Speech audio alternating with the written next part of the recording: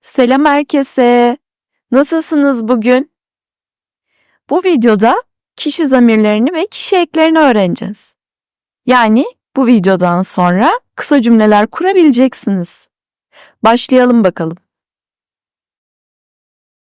Önce kişi zamirlerini öğrenelim.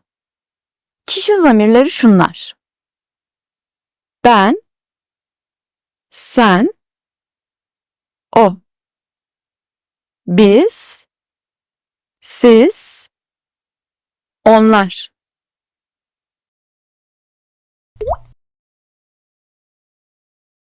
Benden sonra tekrar edin. Ben, sen, o, biz, siz, onlar. Arkadaşlar, size kişi zamirlerinin cinsiyet bağımsız olduğunu söylemiştim. Bakın, en net üçüncü tekil şahısta görüyoruz bunu. O. Bu tüm kişi zamirleri için geçerlidir. Mesela bakın, diyelim ki Meltem ve Figen sohbet ediyorlar ve Meltem dün tanıştığı birinden bahsediyor Figen'e. Diyebilir ki o kibar bir insan. Öncelikle bu cümlede bakın, bir niteleme sıfatı var, bir isim var ve ikisinin arasında kullanılan bir. Yani belgesiz sıfat bir.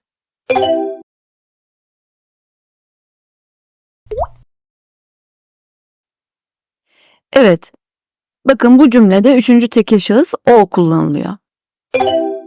Biz bu cümleden bahsedilen kişinin erkek mi, kadın mı olduğunu anlayamıyoruz.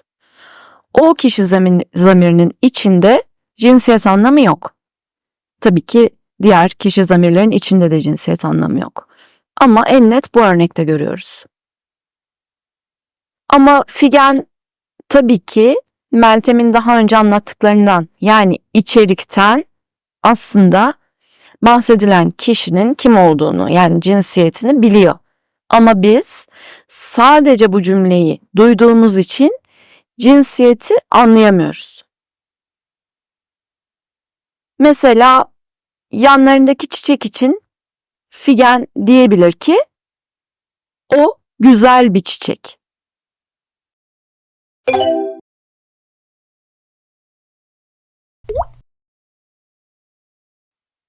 Bakın, aynı şekilde bitkiler için de kullandık. Yanlarına bir köpek geldi diyelim. Meltem diyebilir ki o akıllı bir köpek.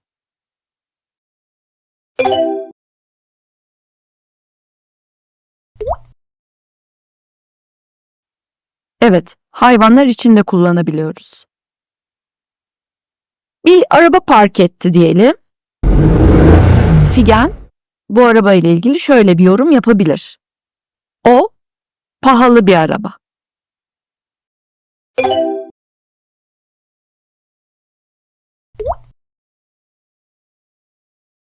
Evet, nesneler için de kullanıyoruz. Biraz anlamsız bir diyalog oldu ama önemli olan burada üçüncü tekil şahıs o'nun içinde herhangi bir cinsiyet anlamı yok. Ayrıca hayvanlar, bitkiler ve nesneler için de kullanılabiliyor. Önemli olan bunu görmek.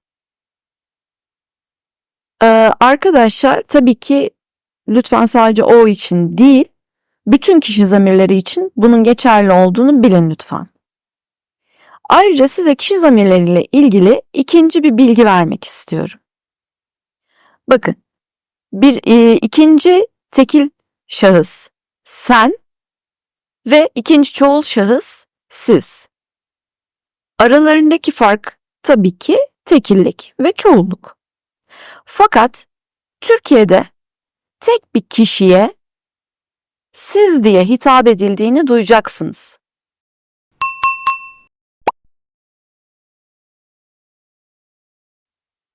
Bunun sebebi arkadaşlar, siz kişi zamirinin içinde saygı anlamı vardır. Saygı nedeniyle biz tek bir kişi dahi olsa siz diye hitap edebiliriz. Mesela yaşça büyük biri olabilir. Ofiste mevkice sizden yüksek biri olabilir. Henüz tanıştığınız biri olabilir. Henüz samimi olmamış olabilirsiniz. Veya resmiyeti korumak için yaştan ve mevkiden bağımsız konuşuyorum. Resmiyeti korumak için siz diye hitap edebilirsiniz. Tabii bu bize başka bir kapı da açıyor. Genel anlamda bazen samimi olmak istemediğimiz insanlar olabilir. Ve uzun süre boyunca, yani yıllarca ona siz diye hitap edebilirsiniz. Böylece aradaki mesafeyi koruyabilirsiniz.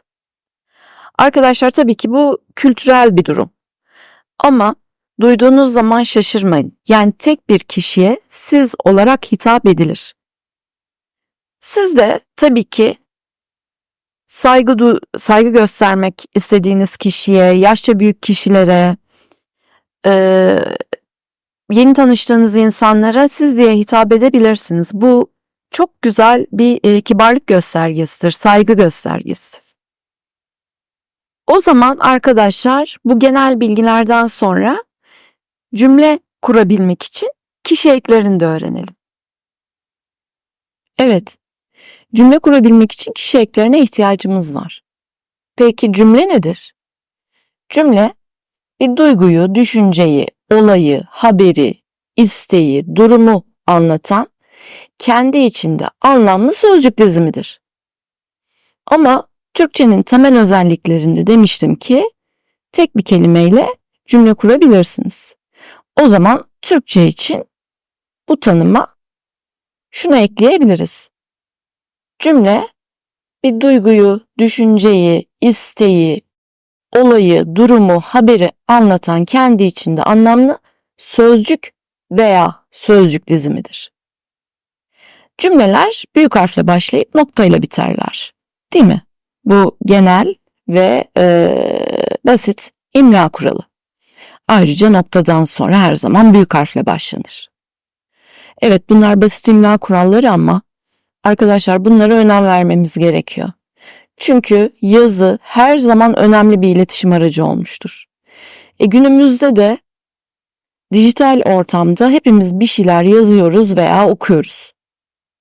O zaman yazarken bu imla kurallarına dikkat etmemiz lazım. Çünkü imla kuralları bizim anlatmak istediğimizi okuyan kişiye doğru şekilde geçmesini sağlar. Eğer imla kurallarına dikkat etmezsek anlatmak istediğimiz şeyi yanlış anlatırız, eksik anlatırız. Aslında ben imla kurallarına dikkat eden bir insan için her zaman şunu düşünmüşümdür. Kesinlikle bu kişi kendine ve başkalarına saygı duyuyor. Bence saygı göstergelerinden biri imla kurallarına uymaktır. O yüzden bunlara önem verelim. Peki, arkadaşlar, size Türkçenin temel özellikleri videosundan gene bir şey hatırlatmak istiyorum. Demiştim ki Türkçe cümlelerde yüklem sondadır. Türkçe cümlelerin kelime sırasını hatırlıyor musunuz? Bakın şuydu. Özne, nesne, yüklem. Bizim bugün nesneyle işimiz yok. O zaman arkadaşlar şunu söyleyebiliriz. Düzgün, kurallı Türkçe bir cümlede eylemi gerçekleştiren, yani özne, cümlenin başında, gerçekleşen eylem yani yüklem cümlenin sonundadır. Peki hangi kelimeler yüklem olabilir? Mesela fiiller yüklem olabilir. İsimler ve sıfatlar yüklem olabilir.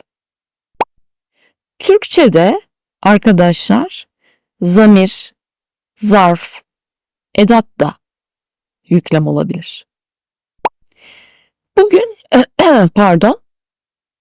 Bugün biz isim cümleleri kuracağız. Peki isim cümlesi nedir?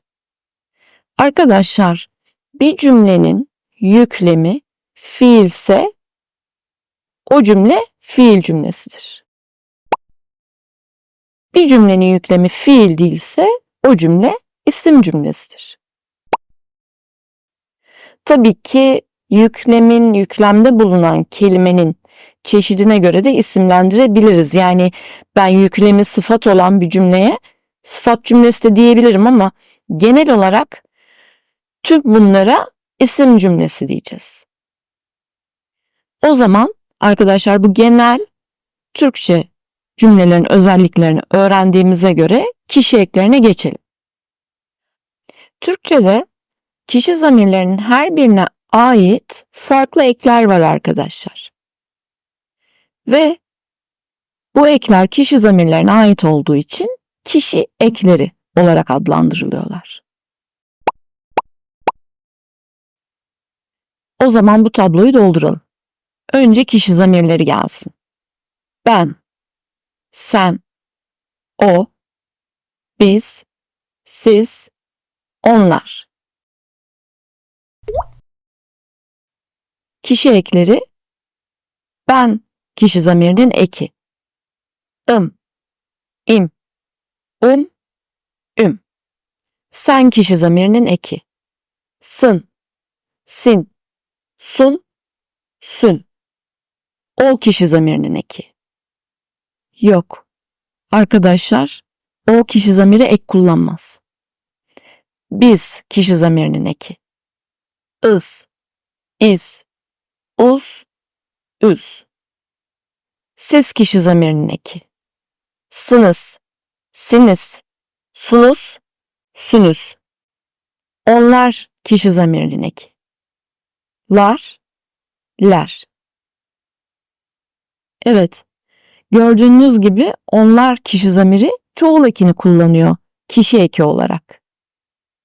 Ama arkadaşlar kişi eklerinin görevleriyle çoğul ekinin görevleri farklı olduğu için bu lar ve ler ekini çoğul ekiyle karıştırmamanız gerekiyor. Çünkü onlar kişi zamirine ait olan kişi eki lar, ler kesinlikle bir kelimeyi çoğul yapmak için kullanılmaz. Görevi farklıdır. Bakın kişi eklerinin asıl iki görevi var. Birincisi kişi zamirleriyle aynı özneyi ve öznenin sayısını gösterirler.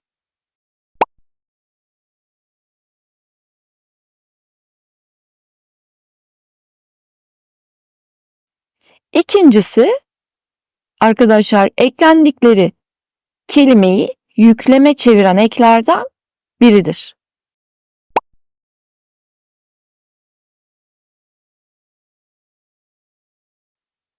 Bu iki asıl göreve ek bir görevi daha var kişi eklerinin. O da bir şarta bağlı olduğu için ek görevdir. Şart şu. Eğer kişi ekleri isim cümlelerinde kullanılıyorlarsa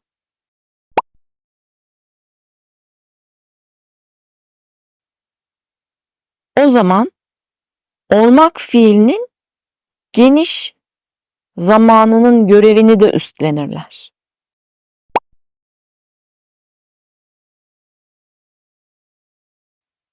Dolayısıyla arkadaşlar bu ek görev fiil cümlelerinde geçerli değil. Bu görev sadece isim cümlelerinde kullanıldıklarında geçerli. Bu da demek oluyor ki arkadaşlar aslında bize bir kolaylık sağlıyor.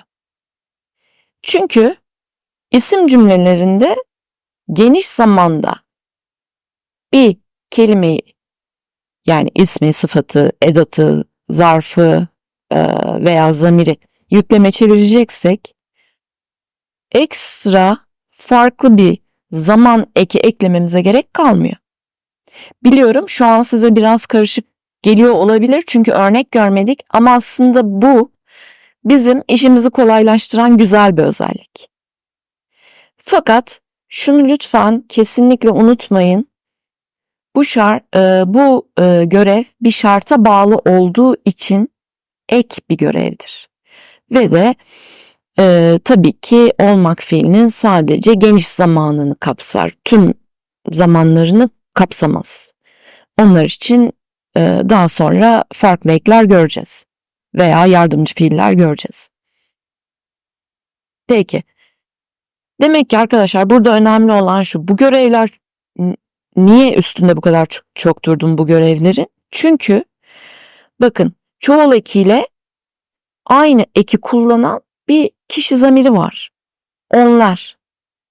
Demek ki biz her gördüğümüz ler ekini çoğul eki olarak algılamayacağız. Demek ki farklı görevler üstlenebiliyorlar ekler.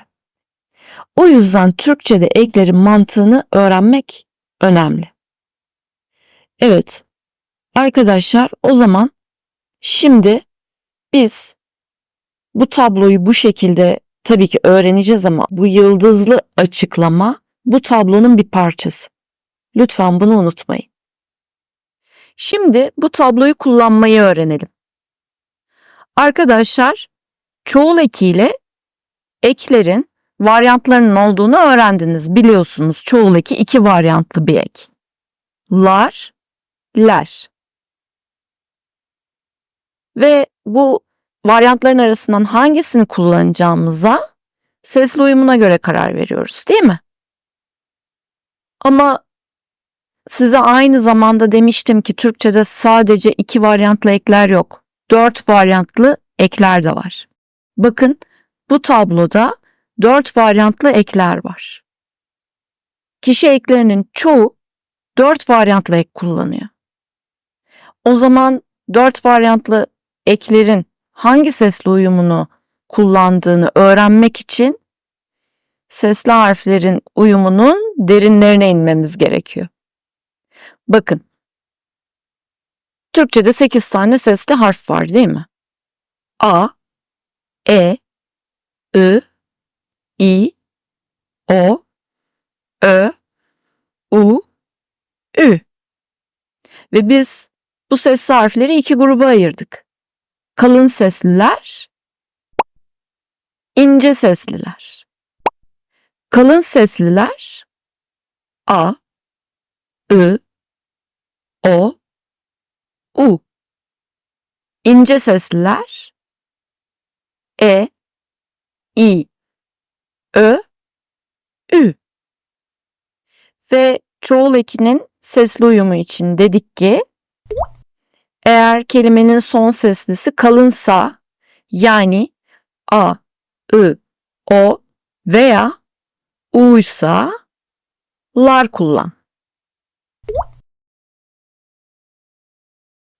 Eğer kelimenin son seslisi ince ise, yani E, İ, Ö veya Ü ise ler kullan. Mesela kova.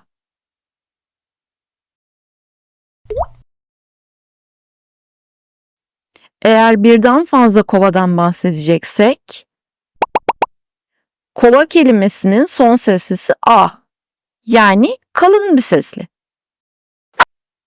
O yüzden çoğul ekinin de seslisinin kalın olması gerekiyor. Lar, kovalar. Bu şekilde sesli uyumunu yakalıyoruz, değil mi? Örneğin tencere.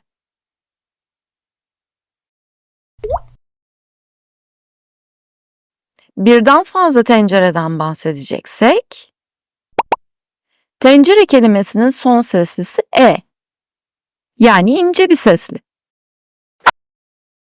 O zaman çoğul ekinin de seslisinin ince olması gerekiyor.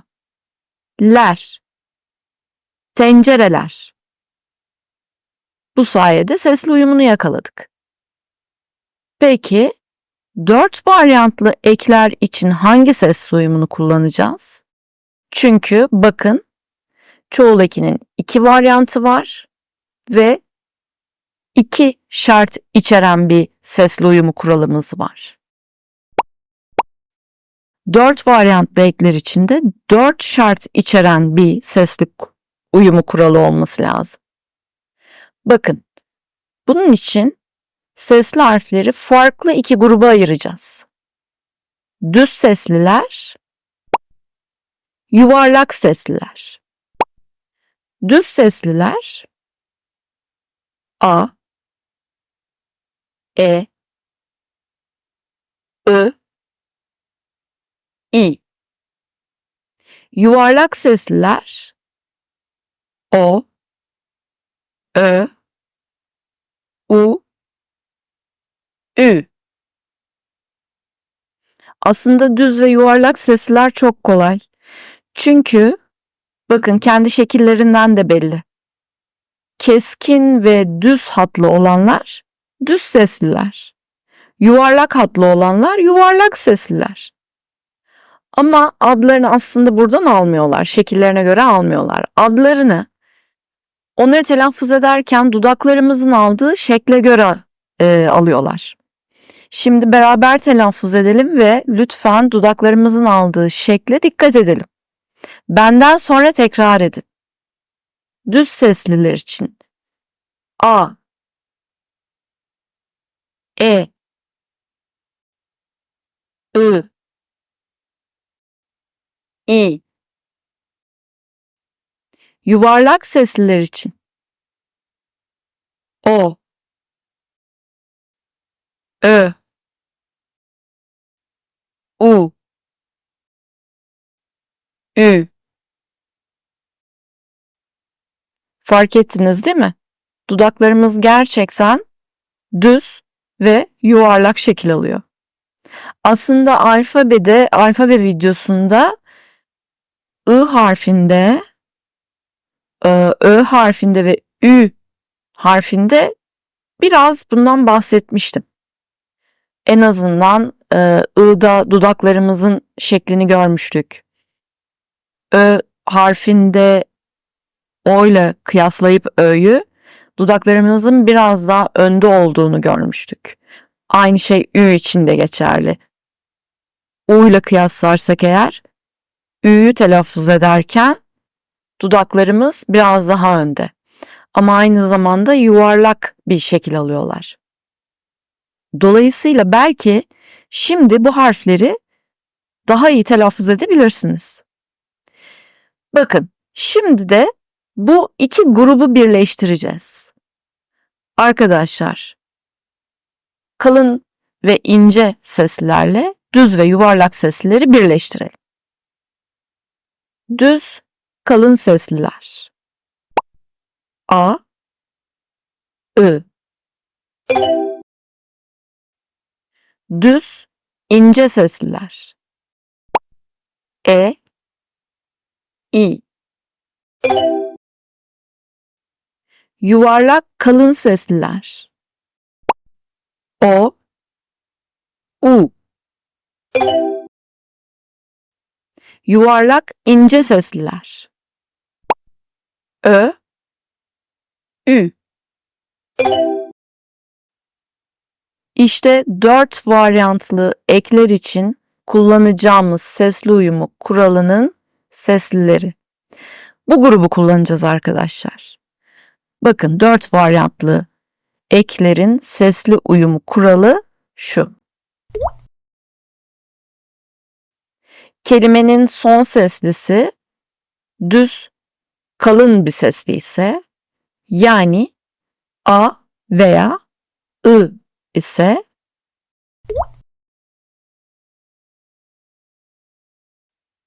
I seslisini içeren varyantı kullan. Kelimenin son seslisi düz, ince bir sesli ise, yani E veya İ ise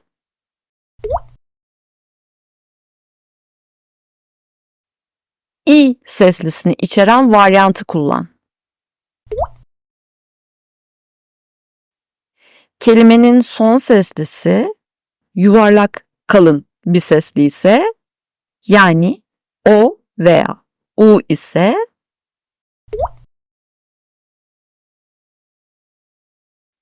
U seslisini içeren varyantı kullan.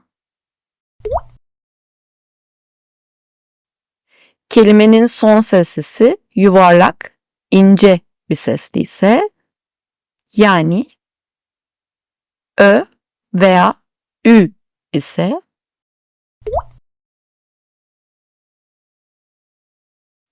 Ü seslisini içeren varyantı kullan. Evet arkadaşlar, 4 varyantlı eklerin sesli uyumu bu.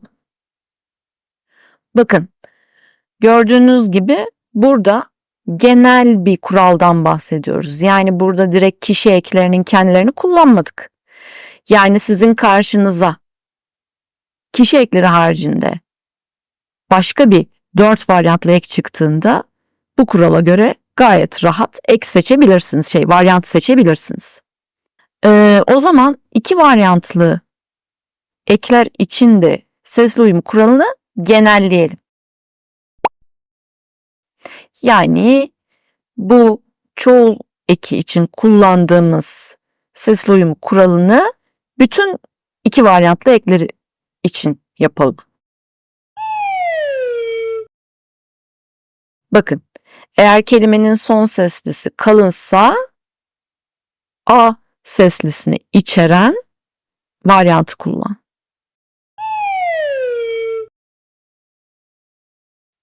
Eğer kelimenin son seslisi ince ise E seslisini içeren varyantı kullan.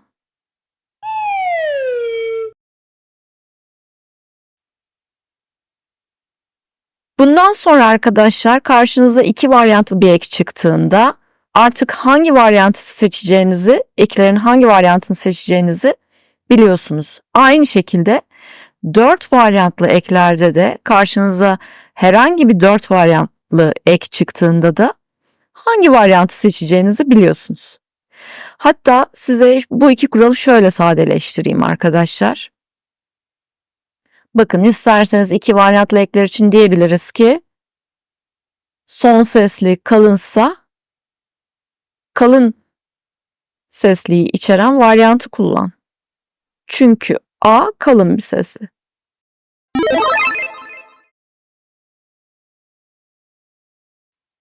Eğer son sesli ince ise ince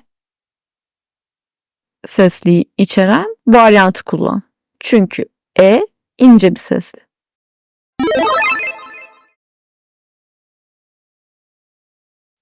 Her iki şekilde de aklınızda tutabilirsiniz. Hangisi size kolay geliyorsa. 4 varyantlı eklerde de arkadaşlar bu düz, yuvarlak, kalın, inceyi çıkartabiliriz. Ve aklınızda şu şekilde kalabilir. Son sesli A veya I ise I seslisini içeren varyantı kullan.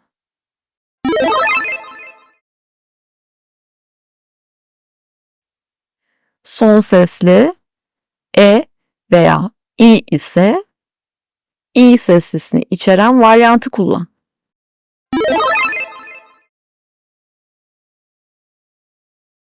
Son sesli O veya U ise U seslisini içeren varyantı kullan.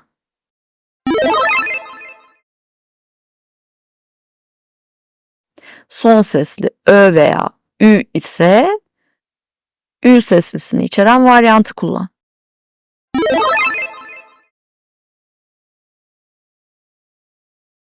Belki bu şekilde size daha kolay gelebilir. Nasıl tercih ediyorsanız size kalmış.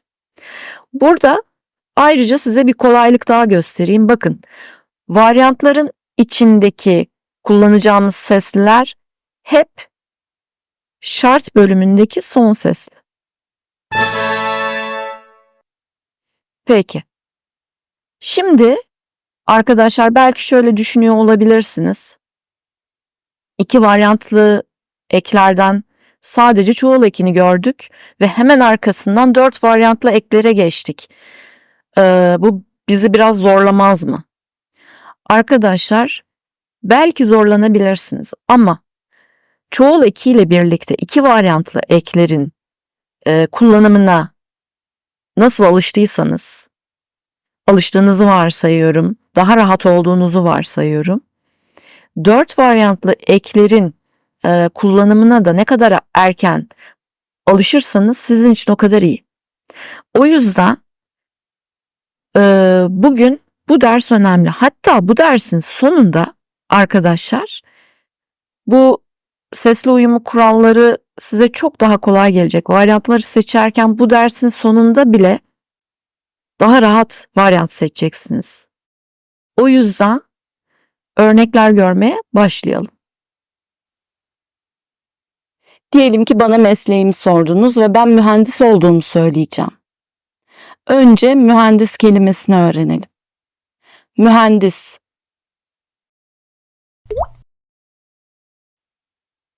Benden sonra tekrar edin. Mühendis. Peki, cümlemizi oluşturmaya başlayalım. Ne demiştik? Türkçe cümlelerde özne cümlenin başındadır. Ve ben mühendis olduğumu söyleyeceğim. O zaman özne ben. Bu cümlenin yüklemi mühendis olmak. O zaman mühendis kelimesi hemen gelsin. Peki bitti mi? Hayır. Çünkü mühendis kelimesi bir isim olarak orada öylece duruyor. Onu yüklem haline çevirmemiz lazım. Ne demiştim? Yüklem, mühendis olmak. Ne eksik? Olmak fiili. Mühendis bir isim. Yani bir isim cümlesi oluşturuyoruz. Ve biliyoruz ki isim cümlelerinde olmak fiilinin geniş zamanını bize kişi ekleri veriyor. Ve bize geniş zaman lazım. O zaman özne ben olduğu için ben kişi zamirinin ekini kullanmam lazım. Ben kişi zamirinin eki 4 varyantlı. İm, üm. Benim bu eklerden birini mühendis isminin sonuna ekleyerek onu yükleme çevirmem lazım. O zaman 4 varyantlı eklerin sesli uyumuna bakmam lazım. Mühendis kelimesinin son seslisi i. Son sesli i ise i seslisini içeren varyantı kullanmam lazım. Yani im.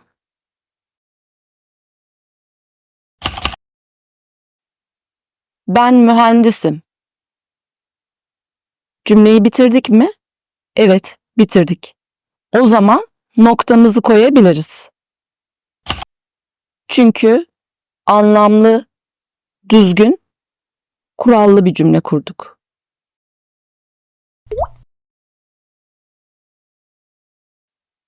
Arkadaşlar, bu im bize neyi gösteriyor?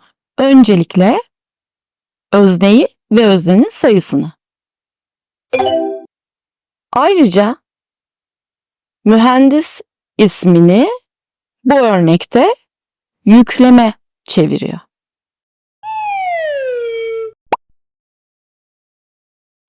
Çünkü şahıs ekleri kelimeleri yükleme çeviren eklerden biri. Ayrıca isim cümlesi kurduğumuz için bu ek, bu im eki bize arkadaşlar olmak fiilinin geniş zamanını veriyor. Evet, tabii ki ben şahıs zamirinin eki olduğu için bu im benle aynı renkte. Bu aynı renk bize bir şey gösteriyor. Arkadaşlar, Türkçe cümlelerde özne yüklem uyumu vardır ve şahıs ekleri bu özne yüklem uyumunu sağlarlar. Peki, şimdi diğer şahıs zamirleri için de aynı cümleyi kuralım. Ama son olarak şunu söylemek istiyorum. Gördüğünüz gibi arkadaşlar, eklerin görevlerini, varyantlarını ve 2 adet sesli uyumunu bilmek hayat kurtarır. Peki şimdi geçelim ikinci tekil şahıs sene. Yani özne sen. Yüklem gene mühendis olmak. O zaman hemen mühendis ismini yükleme çevirelim. Çünkü bu haliyle bir cümle değil. Buna cümle diyemem. Anlamsız bir şekilde orada duruyor. Hemen yükleme çevirelim.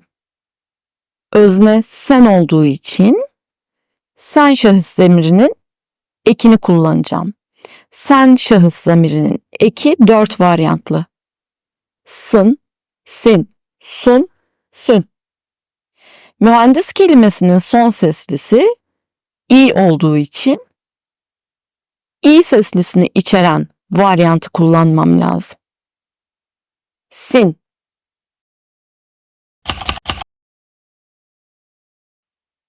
Sen mühendissin. Nokta. Evet arkadaşlar. Aynı ben mühendisim cümlesi gibi sen mühendissin cümlesi şu an anlamlı, kurallı, özne yüklem uyumu olan geniş zamanda bir cümle.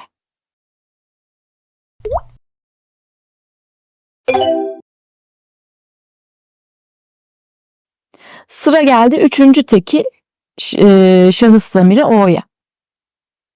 Yani özne o. Yüklem mühendis olmak. Hemen mühendis ismini yükleme çevirelim. Yani o şahıs zamirinin ekini kullanmam lazım. Ek yok. Ne yapacağız? Arkadaşlar, o şahıs zamiri ek kullanmaz. Yani bu boşluk arkadaşlar sizi yanıltmasın. Bu boşluk bize aynı ben ve sende olduğu gibi hem özne yüklem uyumunu sağlıyor. Yani bize öznenin o olduğunu gösteriyor.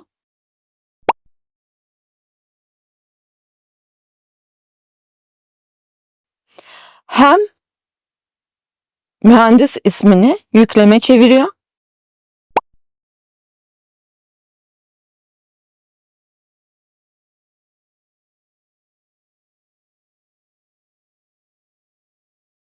Hem de olmak fiilinin geniş zamanını veriyor.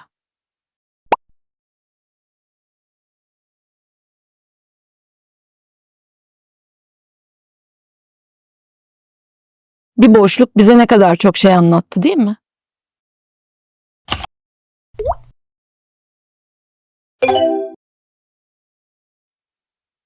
Sıra geldi birinci çoğul biz kişi zamirine. Yani özne biz. Yüklem gene mühendis olmak. Hemen mühendis ismini yükleme çevirelim. Özne biz olduğu için biz şahıs zamirinin ekini kullanacağız.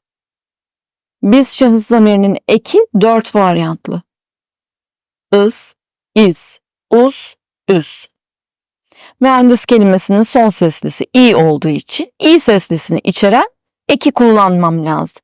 Yani is. Biz mühendisiz. Nokta.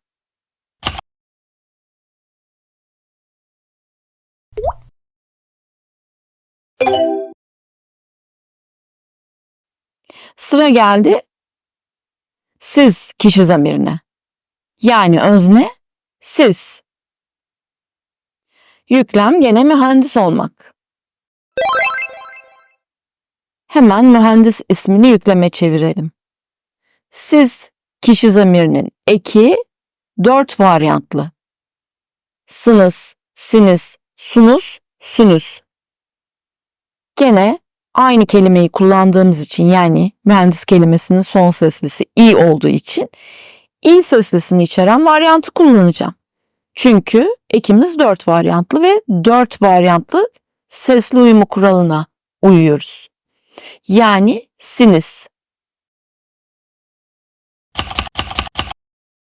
Mühendissiniz. Siz mühendissiniz. Nokta.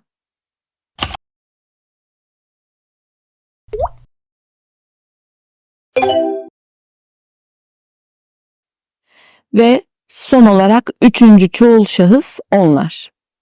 Özne onlar. Yüklem mühendis olmak. Hemen mühendis ismini yükleme çevirelim. Bakalım onlar kişi zamirinin eki neymiş? Bildiğiniz çoğul eki. Yani 2 varyantlı bir ek. Lar, ler. O zaman 2 varyantlı ekler için kullanılan sesli uyumunu kullanmam lazım.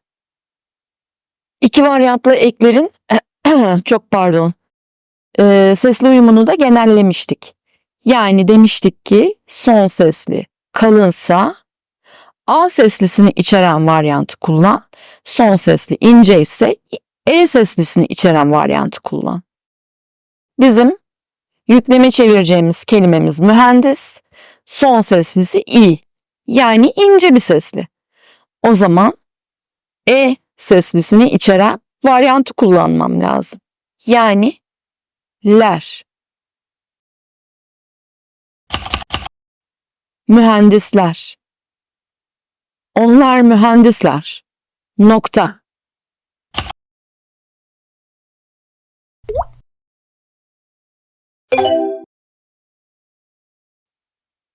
Arkadaşlar bakın. Bu ler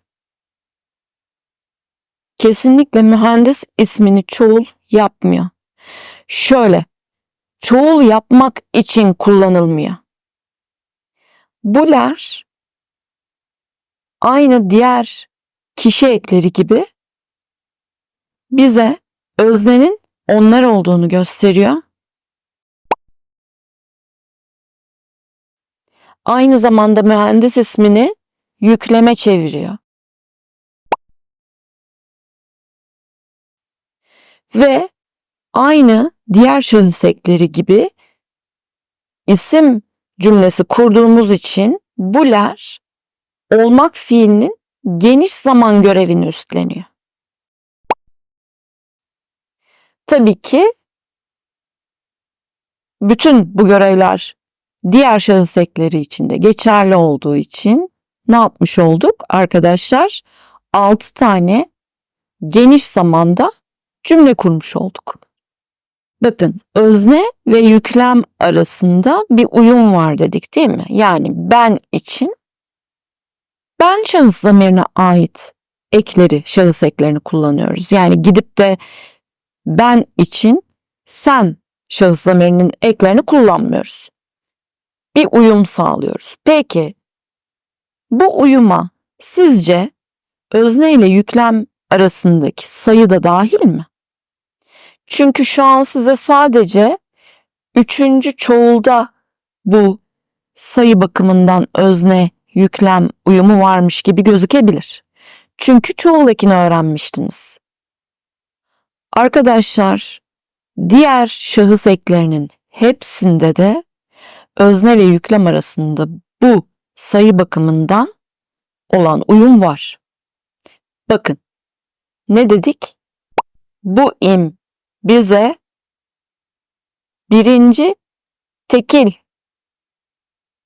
ben şahıs zamirinin olduğunu gösteriyor. Bu sin bize ikinci tekil sen şahıs zamirini gösteriyor. Bu boşluk bize üçüncü tekil o şahıs zamirini gösteriyor. Bu is bize birinci çoğul biz şahıs zamirini gösteriyor. Bu siniz bize ikinci çoğul siz şahıs zamirini gösteriyor. Ve buler bize üçüncü çoğul onlar kişi zamirini gösteriyor. Demek ki arkadaşlar bu eklerin hepsi aynı zamanda içlerinde tekillik ve çoğulluk anlamı barındırıyor. İşte bu yüzden arkadaşlar tekil olanlarda belgesiz sıfat biri kullanmamıza gerek yoktur.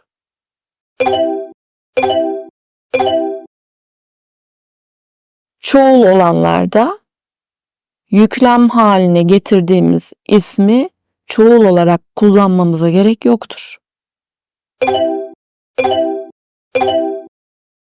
Arkadaşlar demek ki Türkçe'de bazı ekler içlerinde tekillik çoğulluk anlamı barındırıyor. Peki biz bu eklerle yani tekil olanlarla mesela belgesiz sıfat biri kullansak veya çoğul olanlarla yükleme çevirdiğimiz ismi çoğul yapsak yanlış olur mu? Hayır. Arkadaşlar üçüncü çoğul hariç yanlış olmaz. Fakat biz bunları vurgu için kullanırız. Ama bu vurguyu ve üçüncü çoğulun neden hariç olduğunu daha sonra öğreneceğiz.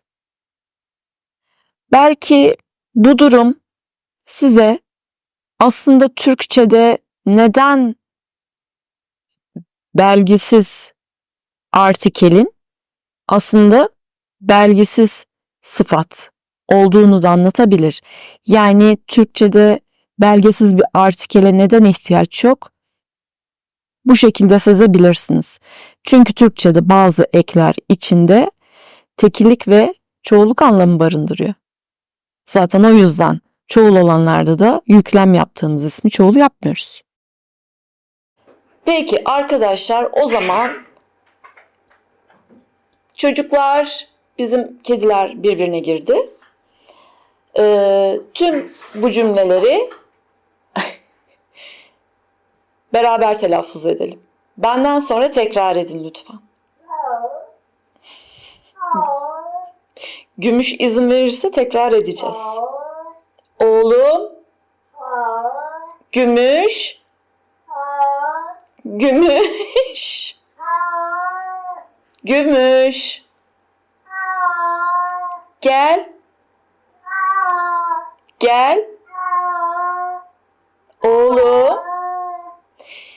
Arkadaşlar Gümüş böğürmesini bitirdikten sonra bu cümleleri beraber telaffuz edeceğiz ve bugünü tamamlayacağız. Oğlum. Evet. Şimdi Gümüş izin verdiğine göre vermedi daha. Oğlum. Tamam.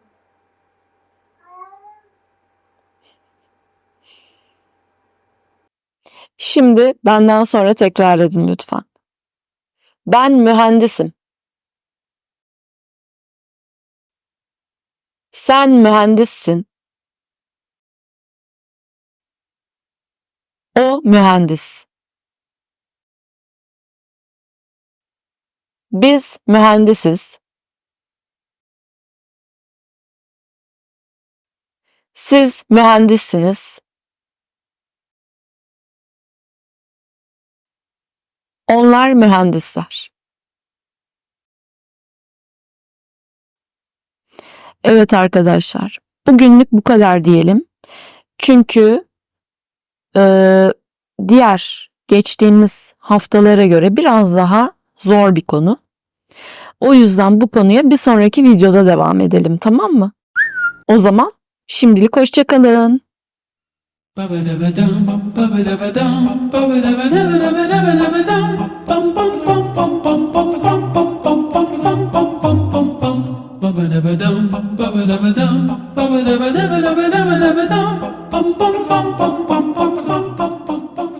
Ah. Mesela Mert. Arkadaşlar. Allah Allah.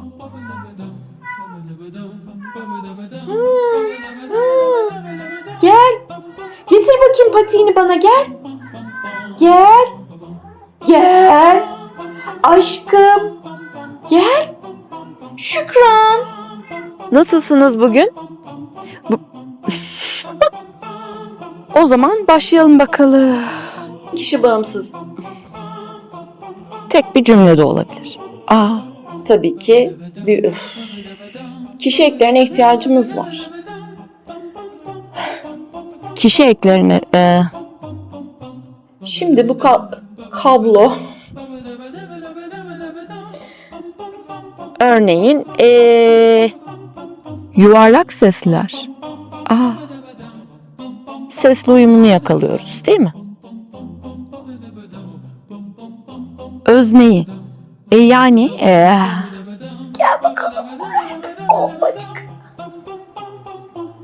Gel beraber açalım, gel. Ben.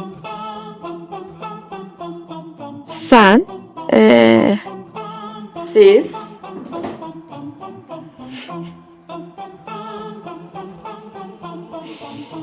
Bitti mi? Onlar.